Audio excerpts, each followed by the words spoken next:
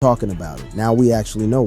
So apparently there's more to Juice WRLD's death than meets the eye, which kind of makes more sense to me because I never really understood how the fuck you could have that much money and not just want to fight the case. Like, right? Like, let's say you have drugs on your airplane and you're supposed to fight and you're scared you're going to get caught. It's if you think you could take all of them, it's not that much drugs. So why are you tripping? And if it's too much to take, why are you even trying? Right? That never really made sense to me. So Juice WRLD's manager apologizes in court and reveals everything about his death. I'm only watching this video because I saw Ali Lottie say a lot of shit like, oh, well, y'all don't even understand. He didn't even die of an overdose. So let's see what the fuck they're talking about. Newly released court documents reveal that Bibby just exposed the real truth behind Juice's death, and it has something to do with the label. The rapper's girlfriend tried to expose it in the past, but no one listened. Now Bibby has spilled the beans. Let me put you on game. The real behind the scenes. The streets was already whispering about Juice WRLD, its struggles way before that fatal flight touched down in Chicago. The young king wasn't just battling the industry, he was fighting demons that had been haunting him since he was a shorty, and his whole circle knew it. But here's where it gets real grimy. Some of the same cats who claimed they loved him might have been the ones enabling his downfall. See, Juice WRLD had been spiraling out of control for months before his death on December 8th. You know, people say that all the time about like artists. It's like, oh, well, their label was giving them drugs. Their friends were giving them drugs. The label, yeah, that's fucked up. But 9 times out of 10, I bet their fucking friends are doing drugs too. I don't think it's just like their friends, like, oh yeah, let's all just fucking force Juice to do drugs. Let's force Peep to do drugs. They're probably all fucking doing drugs, to be honest.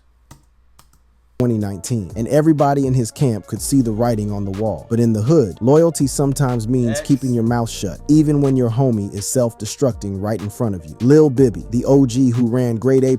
X is the only one from his generation that didn't kill himself. He was genuinely killed. That's the craziest part. Everyone else pretty much killed himself, for lack of a better word. Productions and basically put Juice on the map, has been carrying heavy guilt about what went down. This cat wasn't just a business partner or a manager. He was like a big brother to Juice, watching this young prodigy from the suburbs navigate the dangerous waters of fame and addiction. And when Bibby speaks about those final weeks, you can hear the pain in his voice, the regret of a man who knows he might have been able to save. Juice's body shape, getting out of shape towards the end of his career, was fucking insane. He genuinely got like a big ass gut out of nowhere. That shit was fucking crazy. If you look at the early videos of Juice, he really was never in that bad a shape.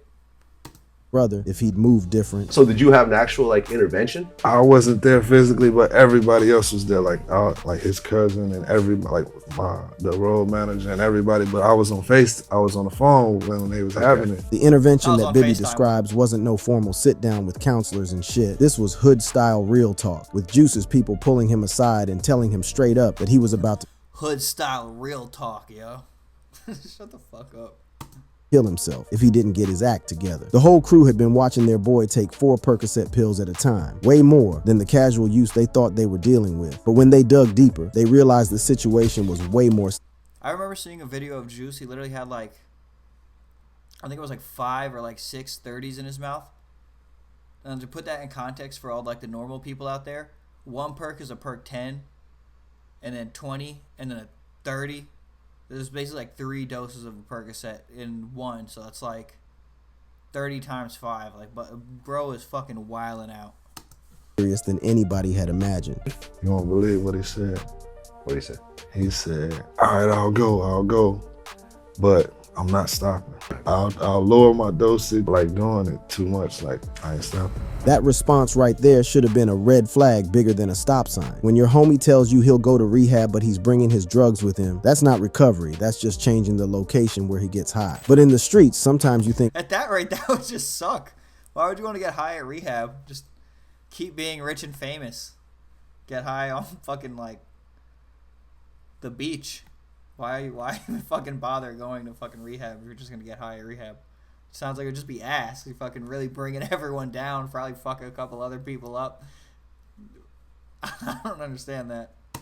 Loyalty means respecting somebody's choices, even when those choices are straight up deadly. The whole crew was walking a tightrope between supporting their boy and enabling his destruction. Now let's keep it 100 about D Savage's role in all this mess. This cat has been vocal about having deep conversations with Juice about their shared addiction struggles, painting himself as someone who understood what Juice was going through. But when you dig into the documentation and witness accounts, the picture gets murky as hell. Bro, we got into full-fledged, like, if not an argument, like deep combo. Like, bro, we talked for hours about this shit. Right. Hours. These deep conversations D Savage talks about sound real meaningful when he's telling the story, but evidence from the HBO documentary Juice WRLD Into the Abyss shows D Savage bringing... I didn't even know there was a documentary.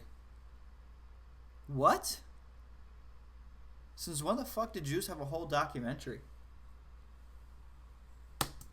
to Juice's hotel door, even while other people in the camp were trying to cut off his supply. That's some snake shit right there. Talking about helping your homie with one hand while feeding his addiction with the other. But you know, when everybody wasn't around, I'll say this: when everybody wasn't around, he would let me know as clear as day, like, nigga, I'll go to rehab, right? I'll make you guys happy and go to rehab. Damn. But I'm bringing my drugs. The most fucked up part about D Savage's story is this revelation. He knew Juice was planning to finesse the rehab situation, and he didn't do nothing about it. In the hood, we call that being complicit. You can't claim you care about somebody's well-being while you're helping them plot their own destruction. Y'all sending him to rehab ain't gonna do shit. I don't think that's fair. I don't think that's fair to just say that you're the one plot. I don't know if any of y'all ever actually knew someone who was addicted to drugs. It's not fucking up to you if they're gonna stop. Like, you could tell somebody, like, yo, stop doing this shit. Like, I don't know, I had a lot of people in my life be on the drugs and shit. What you say doesn't fucking matter, right? To put that on D Savage is kind of fucking lame, because it's like, bro's rich as fuck, famous as shit, and addicted as hell. There's no stopping someone like that. Like, he will have every opportunity to get high. That's crazy as hell to put that on somebody. This nigga is going to sneak some, you get what I'm saying? Yeah. Somehow. What do you say to that when he says that? It's like, it's so hard for me to say something because I sip lean. Now that's some real shit right there. D Savage admitting he couldn't effectively intervene because he was dealing with his own demons. In the streets, this is what we call the blind leading the blind. How you gonna help somebody get clean when you're still using? It's like asking a crackhead to babysit your stash. The intentions might be good, but the execution is doomed from the jump. The relationship between Juice and his girl Allie Lottie adds another layer to this complex web of love and destruction. Allie was trying to ban lean from their crib and limit his consumption, but Juice was a master manipulator when it came to his addiction. He found ways around her rule, using other substances when she blocked access to his preferred poison. When Allie banned lean from the house, you guys... That's crazy as fuck. I guess it's all love and shit like that, but if I'm fucking famous as shit and I want to get high, ain't no motherfucking bitch telling me a goddamn thing. I know that for fuck sure. For shit show. God damn, that bitch ain't saying a motherfucking thing to me. What Lil Wayne said? Don't worry what's in my cup. He was on 60 Minutes with Katie Couric. He stretched his voice and went #1 with a party rock album. You might be wondering, maybe I should get what's in some of that cup. And I feel like Juice WRLD probably feel a lot the same way. have to like sneak it in Yeah. type shit. Well, I ain't gotta sneak a damn thing in. You get what I'm saying? That's not my female, so I don't gotta do shit. But Right. at the same time, it's like I respect her and him. This response from D Savage shows the cold reality of how addiction destroys relationships and enables toxic behavior. Instead of respecting Allie's efforts to help her man, some people in the crew saw her boundaries as obstacles to work around. That's some grimy shit that probably contributed to Juice's downward spiral. The most heartbreaking. Now, I'm not saying that I think that's an obstacle to work around. I'm saying, me personally, why, if I was making all this money doing all this shit, there would be no obstacle you could put in front of me. It would be my way or the fucking highway. And I guess it's a good thing that, you know, he was listening. I'm not trying to say that he was wrong, but trying to say realistically, why bother sneaking around if you're going to do it anyway? Part of this whole story comes from Bibby's account of their final conversations, where Juice was clearly crying out for help, but nobody understood what he was really asking for. Juice, like a week before he passed, he just pulled me to the side like, you gotta start coming around more. I miss how it was in the beginning, man. That shit was so much fun. When somebody tells you they miss how it was in the beginning, that's code for I'm drowning and I need you to throw me a lifeline. But instead of recognizing this as a cry for help, Bibby interpreted it as annoying behavior from someone who was acting different. So I tell him like, Juice, you be acting weird, bro. I don't like being around weird people, bro. Like, you be giving off these weird vibes, like, you know what I'm saying? Like, that response probably cut Juice deeper than a knife. That's that rockstar shit. Rockstar shit and hood shit often don't match up well. Your hood friends gonna look at you like you're a weirdo. It is what it is. When you're struggling with addiction and depression and the people closest to you start calling you weird and distancing themselves, that's when you really start to feel like you're alone in the world. Bibby's reaction, while understandable from his perspective, was probably the exact opposite of what Juice needed to hear. He told me like, yeah, man, I know, man, I'm sorry, da-da-da. I'm just dealing with anxiety and da-da-da. I said, bro, what the fuck? Like, I got anxiety too. What are you talking about, bro? Like, this exchange shows how close they came to having a real breakthrough moment. When Juice admitted he was dealing with anxiety, that was probably the biggest understatement of his life. He was likely drowning in depression, addiction, and suicidal thoughts, but he was trying to open up in the only way he knew how. Bibby's response, while not malicious, missed the mark completely. Juice's mother, Carmela Wallace, has been vocal about her frustrations with his inner circle, and her criticisms hit different when you understand the full scope of what was happening around her son. I just felt like his best interest wasn't being looked out for. I think people had their own agendas. I think they liked the lifestyle. Mama Wallace wasn't holding back with that assessment, and when you look at how some people in Juice's circle were moving, her concerns seem justified. When people's livelihoods depend on keeping an artist productive and generating revenue, it creates f***ed up incentives where getting someone clean might mean losing your income. That's a Yeah, I mean, 100%. Like, you know, we've seen this, like, forever, especially with famous artists, like, whatever the fuck. Like, especially because music is such, like, a weird thing to quantify what's making this good. It's like once something kind of hits a good stride, no one wants to fuck up a good thing going, you know? And you often see when artists do try to change and switch it up, like, it just goes to shit.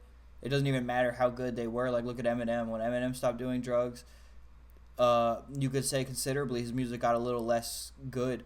Look at Kid Cudi. He definitely went through like a huge phase where his music kind of fell off a little bit after the drugs stopped. And I'm not trying to say like Kid Cudi never bounced back, because he obviously did, but there was clearly a point in time, you know, where that was definitely an issue. conflict of interest that the streets know all too well. remember The this intervention freestyle. that finally happened just a week before Juice's death involved his closest people, including family and team members, with Bibby participating remotely. The fact that this conversation initially seemed successful, with Juice agreeing to enter rehab on December 22nd, makes his death even more tragic. Help was finally coming, but it was too little, too late.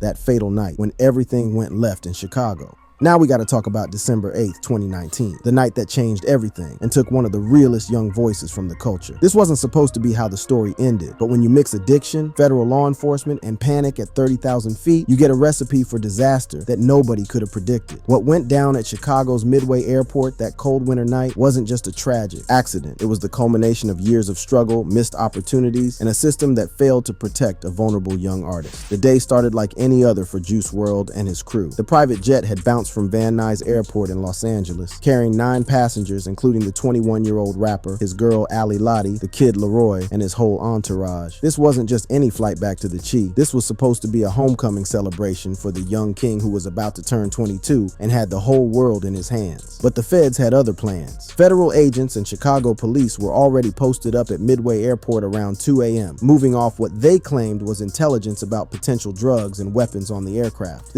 That manifestation shit is crazy, right? Like, bro really like was dumbass close to making it to his 22nd birthday, but literally even now, I'm not trying to say this exactly why, but in that song Legends, you know, he said we ain't even making it past 21. Bro ain't make it past 21. Now, I'm not saying that's the only reason that happened, but I am saying the things you say deeply affect your own mentality. Wasn't no random search or bad luck. This was a coordinated Or at least a reflection of it. enforcement operation that had been planned before that plane ever touched down on Illinois concrete. The implications of this pre-planned intervention would prove catastrophic for a young man who was already fighting demons most people couldn't imagine. When that jet hit the tarmac at approximately 2 a.m., the vibe inside went from chill to tense real quick. The passengers, who had been knocked out sleeping for most of the journey, suddenly found themselves in the middle of what would become a life or death situation. During the search that followed, authorities discovered some serious contraband: 70 pounds of marijuana, 6 bottles of prescription codeine cough syrup, 2 9mm pistols, a .40 caliber pistol, a high-capacity ammunition magazine, and metal-piercing bullets. This wasn't no small-time personal use situation. We're talking about quantities that would have had the whole crew facing serious federal time. So this is where I'm confused. How did that equal, let me throw back all these drugs to what? Lessen the charge? I feel like it's already like too far past that. Like, I feel like, yeah, take the drugs, take the guns, the magazines, and all that, and then, you know, whatever federal law you're fucking up by going air traffic with it. What the fuck is popping like a fistful of blues gonna change? Fuck it, throw them on top. And when you go to court, them shits will probably get bundled into something else. I don't even know why the fuck that would be like the main thing. That's the weirdest part about this whole shit, for real. Good. We know what happens when the... And after everything we seen people beat and talk down, you'd think fucking with enough money you could somehow negotiate a fucking deal where it's like you only do like 5 years max with time served. But I don't know. I don't fucking know. I'm not a lawyer. I wasn't there. Roll up with that kind of evidence. Somebody was about to catch a case that could have put them away for decades. It was in this moment of pure panic that Juice WRLD made the decision that would cost him his life. According to multiple witness accounts and later investigations, the young rapper allegedly consumed several Percocet pills in a desperate attempt to hide them from the authorities. This wasn't a calculated suicide attempt. This was a scared young man making a split-second decision born from terror of spending his prime years locked up in a federal penitentiary. Juice WRLD, apparently the feds were raiding his private plane, and he just popped a bunch of perks because he had them on him. Yeah, I mean, that's what I read in the news. The kid Leroy, who was on the plane and witnessed everything firsthand. Honestly, it's fucked up that he was scared enough to pop those perks. But realistically, everyone around him is a bitch for that. Y'all should have thrown some of them bitches back too. I don't even care. I don't even do perks. But if there's 9 of us and you popping 10... okay, Juice, you pop 1.5, everybody else take 1. Right? Like why the fuck would y'all just stand there and watch Buddy face hella perks? That's scary to me. A harrowing account of what went down in those final moments. I remember walking off the plane and seeing through the window all the police and shit. They said, everybody get your passports out. So I'm sitting down and Juice is sitting across from me. I kind of froze. I didn't really know what I could do to help him, so we're all just sitting there panicking. What Leroy describes next is the kind of scene that haunts you forever. At first, we just thought he was having a seizure, but then blood started coming out of his mouth and his nose. Then everybody obviously started freaking out way more. Then the police came over and handcuffed us all in a line and said, get the fuck away from him. They're telling... Isn't it crazy this guy right here used to try to give off a street persona? I don't know if any of y'all remember Kid Leroy, but when Kid Leroy was like super young, I remember watching his No Jumper interview where they went to Australia. He was trying to act like he was in the streets. Look at this guy. That's a comb over, my boy.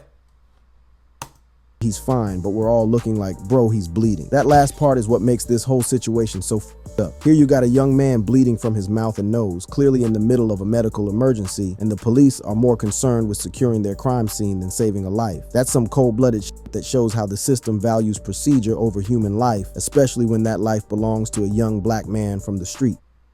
Body armor is the #1 piece of equipment that you need for self-defense. And that's why I've created our streets. The recently released body cam footage captures this chaos in real time, showing Ali Lottie crying and screaming as she watched her man slip away right in front of her eyes.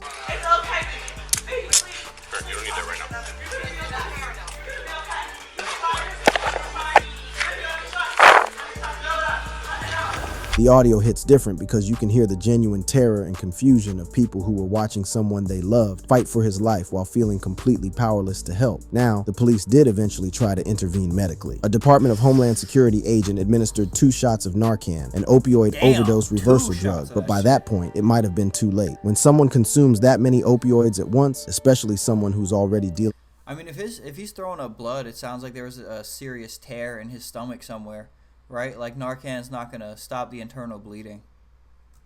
With underlying health issues from chronic drug use, the window for successful intervention becomes extremely narrow. The timeline of events becomes crucial when examining what went wrong that night. Juice WRLD began having violent seizures with blood coming from his mouth and nose, clear signs that required immediate professional medical intervention. But according to witness accounts, there seemed to be a delay between when his medical emergency became apparent and when paramedics took control of the situation. Despite the eventual efforts to revive him, Juice WRLD was transported to Advocate Christ Medical Center in Oak Lawn, Illinois, where he was pronounced dead at 3:14 a.m. The speed with which this situation escalated from a routine airport search to a young man's death is both shocking and heartbreaking. 2 of Juice WRLD's security team members were arrested during the incident for illegal firearm possession, adding to the chaos and confusion of that night. While these arrests were related to the weapons found on the plane, they also meant that people who might have been able to provide emotional support or advocate for Juice were instead being processed by law enforcement during the most critical moments. The Cook County Medical Examiner's Office would later officially rule his death an accidental overdose, with toxicology reports showing lethal levels of oxycodone and codeine in his system. The presence of these substances confirmed what witnesses had suspected, that Juice WRLD had consumed I was talking about before. his system. The presence of these substances Alright, so those are blues, right? Blues are like 3 perks, essentially. 1, 2, 3, 4, 5. 5 times 3. Well, 5 times 30. But you know what I mean? That's the dose. That's fucking nuts. And this isn't even the fucking bad order. This is just Buddy chilling. I can't even imagine what he threw back on that plane. What witnesses had suspected, that Juice WRLD had consumed a fatal amount of prescription drugs in those final moments. At least it's Fiji water, though. You know? For his collapse. But this tragedy didn't happen in a vacuum. The events of that night were the culmination of months of escalating drug use, missed intervention opportunities, and a support system that, despite their good intentions, wasn't equipped to handle the severity of his addiction. The people who loved him had tried to help, but addiction is a cunning enemy that often defeats even the most well-intentioned efforts to combat it. The real truth comes out, what his people are finally saying. In the years since that tragic night at Midway Airport, the full scope of what really went down has slowly been coming to light, and some of the revelations have been hard as hell to stomach. Chris Long's revelations about the lengths he went to protect Juice have been eye-opening for people who didn't understand just how bad the situation had gotten. Chris Long, Juice's videographer and day one homie, was doing some next-level protective shit that shows how deep the love was in that circle. This cat was The videographer is always the realest one. Because I swear to God, the videographer is always the realest one because they're the most based in reality. They had to work really hard to get where they're at. And they're probably like some of the most grateful people to be where they're at because it's like a very thin line between you shoot videos for nobodies and you shoot videos for fucking famous ass people.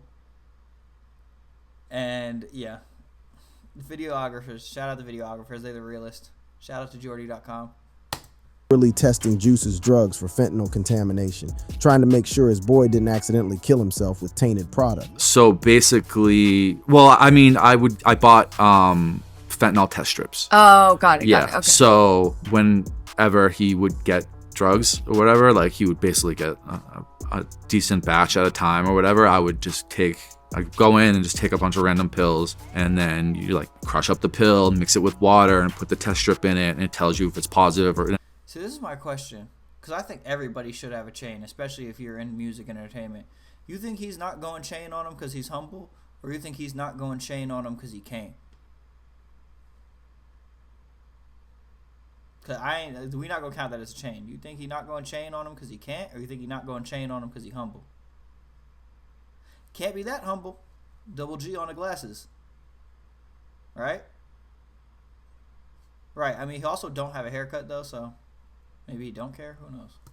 For fentanyl or whatever. Real recognize real. Chris Long was putting his own safety on the line to protect his homie. But here's the twisted reality of addiction. By making Juice's drug use safer, Long might have inadvertently enabled him to keep using instead of facing the natural consequences that might have motivated him to get clean sooner. It's a f***ed up position. That's also, again, unfair to put on that dude. I literally had a bunch of homies who fucking used to fuck with perks. I had my one man's die off the shit. He literally did not give a fuck if it was fent. See, this is the thing. How the streets view fent is much different than how regular people view fent. People view fent like, oh no, that's the shit killing people. But realistically, the fiends love it, and the people who trap love it because it makes the fiends keep coming back. The only people who look at fent like some evil shit is the government and regular folks. Like us. I think it's crazy too. But fiends love it, trappers love it.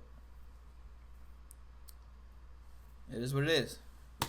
Being watching your homie slowly kill himself while you're trying to minimize the damage. Ali Lottie has been making some controversial claims about what really happened that night, and her statements have stirred up a lot of debate in the streets. In 2022, she went on record saying, "Y'all mad cause literally I'm like, oh, blah, blah, blah. You guys think he died from an overdose. You're wrong. You're wrong. Literally, you're wrong. So suck a dick, okay? Well, Suck a dick." These claims have sparked conspiracy theories among fans, but they haven't been backed up by any official evidence. DJ Scheme, who was tight with both Juice and XXXTentacion before their deaths, has provided his own perspective. Scheme, who was X looks so fucking weird with a beard, bro. What the fuck? Oh my god. I didn't even think that was X for a second. I just thought that was some like random ass engineer. I was like, nope, that's fucking X. Oh shit. That's a fucking legendary picture. You got them all right there. God damn. See, it's crazy. Is this like a photoshopped picture? I feel like there's no way that all four of y'all didn't get on a song somehow. And y'all in the same studio session. That's fucking crazy. Nah, it's gotta be, because I don't think X and Juice were ever in the same studio session. I think they had only ever FaceTime. This gotta be not a real picture. Chat, that doesn't exist. Is this a real picture? Oh, alright. with both Juice and XXXTentacion before their deaths, has provided his own perspective on the tragedy. He described Juice as my brother and talked about how deeply the loss affected his confidence as an artist. When Ali Lottie started making her claims about the circumstances of Juice's death, Scheme publicly apologized to fans, which suggests he accepts the official cause of death and doesn't want to fuel conspiracy theories. The documentary Juice WRLD Into the Abyss has provided I mean, I don't know. I guess it does kind of just seem like the ramblings of some kind of cracked out ass girl looking for attention. Like, why would the coroner lie about that? I don't know. Context and insight into his struggles. Director Tommy Oliver made it clear that his goal was to show the reality of Juice's battle with addiction rather than create mystery or feed into conspiracy theories. The documentary includes extensive footage of Juice discussing create mystery or They're playing Red Dead. Fire, great game choice. Feed into conspiracy theories. The documentary includes extensive footage of Juice discussing his struggles openly, providing a clear picture of someone who was fighting demons that ultimately proved too powerful to overcome. But the real MVP in terms of keeping Juice's legacy real and meaningful has been his mother, Carmela Wallace. Impulsiveness.